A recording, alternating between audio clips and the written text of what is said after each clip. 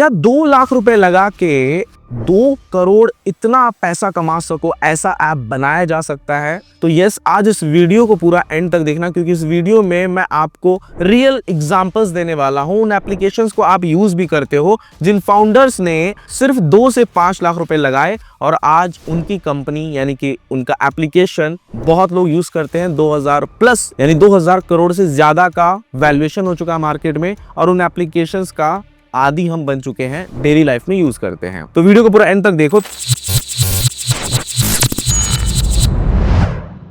तुम आज 2 लाख रुपए निकालते हो अपने बैंक से और एक बड़ा डिसीजन लेते हो कि ऐप बनाना है मुझे। जानते हो 90% लोग इसी पॉइंट पे आके गलत डिसीजन ले लेते हैं। इंडिया में कुछ फाउंडर्स ऐसे भी हुए हैं जिन्होंने सिर्फ 2 से 5 लाख से शुरुआत की और आज उनका बिजनेस हजारों करोड़ों का है। यस, आज मैं कोई मोटिवेशन स्टोरी नहीं सुनाऊंगा आपको, आज मैं नंबर्स के साथ बताऊंगा कैसे एक छोटा डिसीजन पूरा गेम बदल देता है। और एंड तक देखना, अगेन बोल रहा हूं, इस वीडियो को एंड तक देखना, क्योंकि जो गलती वो 99% लोग करते हैं कि फटाफट पैसा डाल देना, वो गलती आप ना करो। फ्लिपकार्ट की शुरुआत किसी वीसी ऑफिस से नहीं हुई थी। सचिन और बिन्नी बंसल ने अपनी सेविंग्स जोड़ी, जो कि अक्सर होता है जब कोई बिजनेस स्टार्ट होता है, 2 दोस्त अपने सेविंग जोड़ते हैं, निकालते हैं, भाई तू इतना ला तू इतना ला। पब्लिक इंटरव्यू के हिसाब से इनिशियल सेटअप लगभग $6000 का था,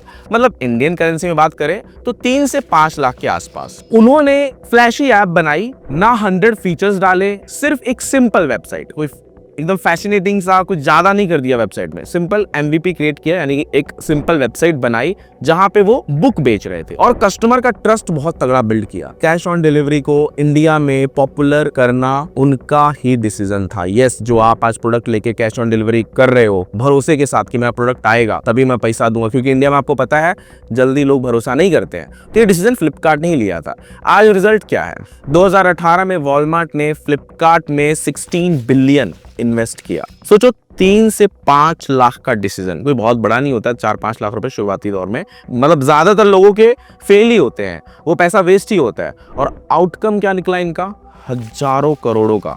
डिफरेंस आइडिया का नहीं था, डिफरेंस एग्जीक्यूशन का था। आप कितने सही तरीके से एग्जीक्यूट करते हो अपने आइडिया को, ये बहुत मैटर करता है। अब एक और स्टोरी सुनते हैं जोमेटो की। 2008 में दीपेंद्र गोयल ने एक बेसिक वेबसाइट बनाई, नाम था फूडी बे। ऑफिस में लोग रेस्टोरेंट मेनूज ढूंढते रहते थे। प्रॉब्लम सिंपल थी, सोल्यूशन भी सिंपल। कोई ऐप नहीं, कोई डिलीवरी नहीं, सिर्फ मेनूज लिस्टिंग प्रॉब्लम सॉल्व, यानी कि सिर्फ मेनू को लिस्ट किया उन्होंने और वहां पे प्रॉब्लम सॉल्व। इनिशियल इन्वेस्टमेंट बहुत लिमिटेड था। पब्लिक इंटरव्यूज और डेटा के हिसाब से स्टार्टिंग में उन्होंने सिर्फ 2 लाख रुपए का इन्वेस्टमेंट किया था, जो कि उनकी पर्सनल सेविंग थी, जो कि उन्होंने अपने पापा से ली थी। आज जोमेटो एक लिस्टेड कंपनी है, एनुअल रेवेन्यू 7000 करोड़ से ज्यादा। फूड से क्विक कॉमर्स तक एक्सपांड कर चुकी है, ये आपको भी पता है। ब्लिंकिट आज जोमेटो का ही है। एक मेनू वेबसाइट, एक पूरा इकोसिस्टम बना गई। लॉजिक वही था, पहले प्रॉब्लम सॉल्व फिर स्केल। जब तक आप यूजर्स का प्रॉब्लम सॉल्व नहीं करोगे तब तक स्केल नहीं करोगे। अब एक और एग्जांपल सुनो फटाफट।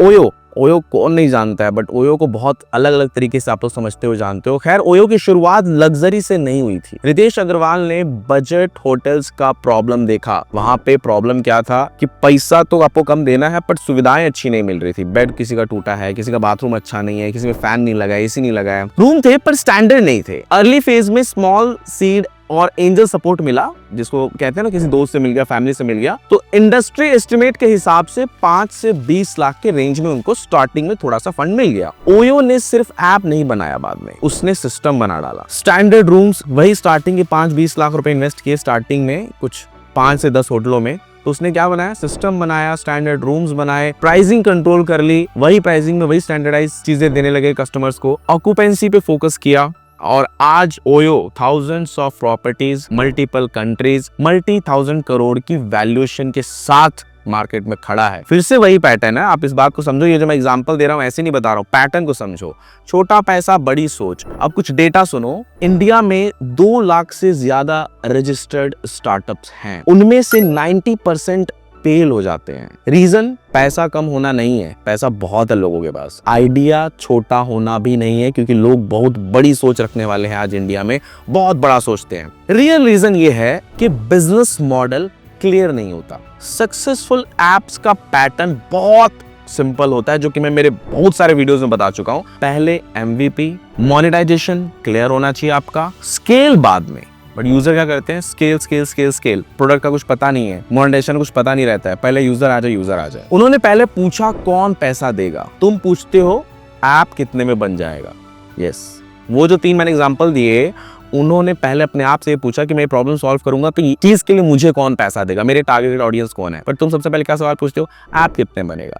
सच ये है 2 से 5 लाख बहुत डेंजरस अमाउंट नहीं है, बहुत ज्यादा अमाउंट नहीं है। इसमें ईगो भी बन सकती है और एम्पायर भी। बहुत लोग ईगो में भी ऐप बना देते हैं, इसलिए बनाया चलो मैं भी बना देता हूँ। और तुम सिर्फ UI पे खर्च करोगे, पेमेंट लॉजिक के बिना, रिटेंशन के बिना, तो ये पैसा सिर्फ और सिर्फ एक एक्सपेंसिव हॉबी बनेगा, जिसको बाद में तुम लेके प्ले स्टोर पे दिखाना लोगों ये मेरा ऐप है। डाउनलोड्स आ भी जाएंगे, वही लोग जो तुमसे चलते हैं डाउनलोड करेंगे भी, लेकिन रेवेन्यू नहीं आएगा। और तुम कहोगे स्टार्टअप फेल हो गया, मैंने तो स्टार्ट किया था, वही अपने पेरेंट्स को सेम बहाना दोगे। तो भाई साहब नहीं, स्टार्टअप फेल नहीं होता, प्लानिंग फेल होती है। अब फॉर्मूला समझो, मेरे वीडियो में मैं सिर्फ प्रॉब्लम्स, रियल एग्जांपल्स नहीं देता, साथ में सॉल्यूशन भी देता हूं। इसलिए बोलता हूं वीडियो कब तक देख ही रहे हो तो पॉज करो, लाइक करो, कमेंट करो, उसके बाद सॉल्यूशन सुनो। 1 लाख मंथली रेवेन्यू के लिए 10 लाख यूजर नहीं चाहिए, ये बिल्कुल क्लियर है। यूजर के पीछे मत भागो। या तो 100 लोग चाहिए, या 1000 यूजर्स जो आपको 100 रुपीज पे करें, या वो 100 लोग जो आपको 1000 पे करें, या वो 250 लोग जो आपको 400 रुपए पे कर सके। यूजर्स कम चाहिए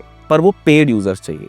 तुम्हें राइट यूजर्स चाहिए, बल्क यूजर्स नहीं चाहिए। इसलिए बोरिंग एप्स पैसा कमाती हैं, फ्लैशी एप्स बंद हो जाती हैं। अब बोरिंग से मतलब क्या है, जैसे PDF जैसी एप्स रहती है ना, जहाँ पर PDF कन्वर्ट होता है डॉक्यूमेंट में, उस टाइप की apps, educated apps, entertainment app लोगों को बोरिंग लगती हैं, लेकिन ये बहुत पैसा छापती हैं। वॉइस कॉल ऐप, अभी कैशिफाई जैसा हमने एक ऐप बनाया है, उसके बारे में मैंने और भी वीडियोस बनाए हुए हैं। लोगों का ध्यान नहीं रहता, बट अच्छा रेवेन्यू जनरेट करती है इस टाइप की एप्लीकेशंस। हमने एक वॉइस कॉलिंग ऐप बनाया, बहुत अच्छा जनरेट करी। हमने मेशो टाइप ऐप बनाया, बहुत अच्छा रेवेन्यू जनरेट हो रहा है। मैंने इसके पीछे बहुत सारे वीडियोस डाले, एक बार आप जरूर देख लेना, जिन पे रेवेन्यू एक्चुअली में बन रहा है।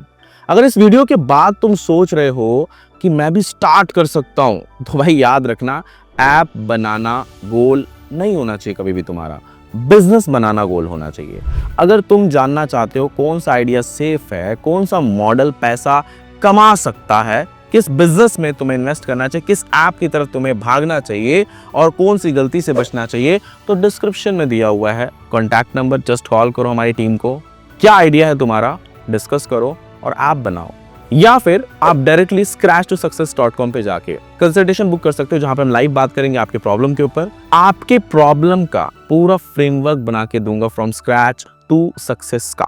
तो करना कुछ नहीं है, पहले तो पॉज करना है वीडियो को, डिस्क्रिप्शन चेक करना है, मेरे और वीडियोस वॉच करने हैं, इस वीडियो को लाइक करना है, शेयर करना है उस फ्रेंड को जो कंफ्यूज है, और कमेंट करना मत भूलना भाई, कमेंट करना प्लीज, ये तो रिक्वेस्ट है। आपके और क्वेश्चंस मुझे मोटिवेट करते हैं।